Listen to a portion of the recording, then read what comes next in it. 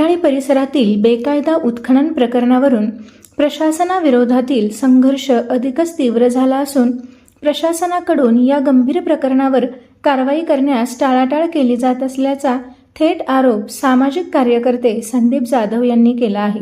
गेल्या 2.5 महिन्यांपासून प्रशासनाचे उंबरठे झिजवून व घंटानाद आंदोलन करूनही संबंधितांवर कोणतीही ठोस कारवाई न झाल्याने 15 ऑगस्ट रोजी स्वातंत्र्य दिनाचे औचित्य साधत त्यांनी अनोखे भीक मागो आंदोलन केले। या आंदोलनादरम्यान कायदा व सुव्यवस्थेचा प्रश्न निर्माण होऊ नये म्हणून सातारा शहर पोलिसांना त्यांनी सकाळी 7:30 वाजता ताब्यात घेतले आणि संध्याकाळी 6 वाजता सोडून दिले। अटाळ्यातील बेकायदा उत्खनन करणाऱ्यांवर नियमानुसार 10 पट दंडात्मक कारवाई करून शासनाचा महसूल वसूल करावा ही सामाजिक कार्यकर्ते संदीप जाधव यांची प्रमुख मागणी आहे। या प्रकरणी त्यांनी सातत्याने पाठपुरावा केला आहे, परंतु प्रशासनाकडून कोणतीही ठोस पावले उचलली जात नसल्याचे त्यांचे म्हणणे आहे। एकीकडे मूळ भूमाफियांवर कारवाई करणे गरजेचे असताना प्रशासनाने उलट संदीप जाधव यांनाच तुम्हाला 20,000 रुपयांचा दंड का करू नये अशी नोटीस बजावली आहे। प्रशासनाच्या या भूमिकेवर तीव्र संताप व्यक्त करत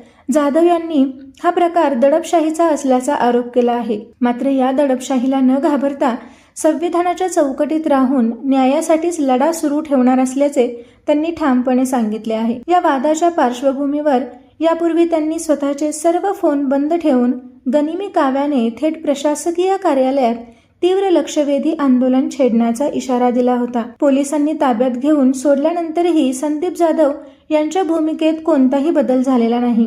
भूमाफियांना कठोर दंड होत नाही, तसेच त्यांच्यावर गंभीर स्वरूपाची फौजदारी गुन्हे दाखल होत नाही तोपर्यंत हा लढा असाच सुरू राहील असा निर्धार त्यांनी व्यक्त केला आहे। अटाळीतील या बेकायदा उत्खनन प्रकरणाने सातारा जिल्ह्यात खळबळ उडवून दिली असून प्रशासनाच्या भूमिकेविषयी नागरिकांमध्येही संताप व्यक्त होत आहे। सविनय जय भीम, जय शिवराय, जय संविधान। मी आयुष्यमान संदीप जाधव, सामाजिक कार्यकर्ता तथा गुणरत्न मावळा। आज या ठिकाणी आज 15 ऑगस्टला मी जिल्हाधिकारी कार्यालयासमोर प्रशासनाचा मान राखून अतितीव्र स्वरूपाचं आंदोलन जे करणार होतो त्याचं रूपांतर खऱ्या अर्थानं न्यायाची भीक मागो आंदोलन म्हणून केलं आहे। प्रशासनाने केलेल्या विनंतीला मी मान दिलेला आहे, परंतु हे आंदोलन इथंच थांबलेलं नाही। अहवाल अजून मला देखील प्राप्त झालेला नाही, त्यामुळं ये तो सिर्फ झाकी है, पिक्चर अभी बाकी है। त्यामुळं अटाळी प्रकरणाचा गोड शेवट हा आपला पूर्ण सातारा जिल्हा आणि त्यासह महाराष्ट्र बघेल एवढीच मी खात्री बाळगतोय। माझा न्यायदेवतेवर आणि प्रशासनावर विश्वास आहे, त्या विश्वासास त्यांनी पात्र उरावं।